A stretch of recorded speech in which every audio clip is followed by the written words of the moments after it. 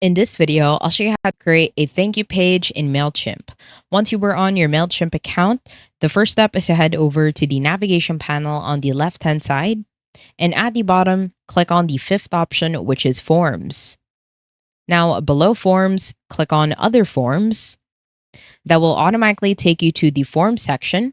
From here, you want to scroll down until you find Form Builder. Now, click on Form Builder. That will automatically take you to the form builder for your audience. And in here, you want to click on Form and Response Emails. Once you click on the drop down in here, you want to head over to Subscribe. And at the bottom, click on the Confirmation Thank You page. Once you do that, in here, you can have 3 tabs to build it, to design it, or to translate it.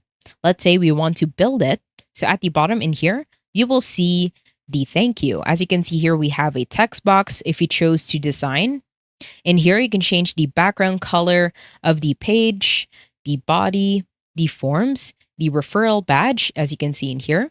What you can also do is change the buttons that are hovered, the field labels, field text, the required legend, help text, and errors. Now, let's say we want to change the text. So simply click on the text box on the right-hand side, click on Edit.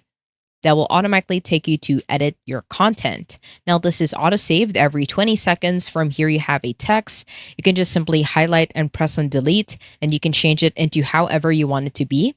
Let's say I want to keep this. At the top, you can set the text as bold, italize, underline. You can also set a text color. Let's say you want it to be green. As you can see, it will also change. You can also highlight the text. Let's say you want to add yellow as the highlight. You can also change the font. Let's say you want to do Comic Sans. You can change the size. It will also show you the preview on how the size will look like. And there are also a lot of options, and these options are the ones that you see from Word. And once you're done, head over to the top and right corner, click on Save and Close. And that will automatically set up the text as you can see in here and how we design it. Now, let's say you want to change the form color. So in here, we will go to Body. On the foreground, we will change it to, let's say, red. And once you do that, it will also change the color of the page as red. I hope you found this tutorial helpful.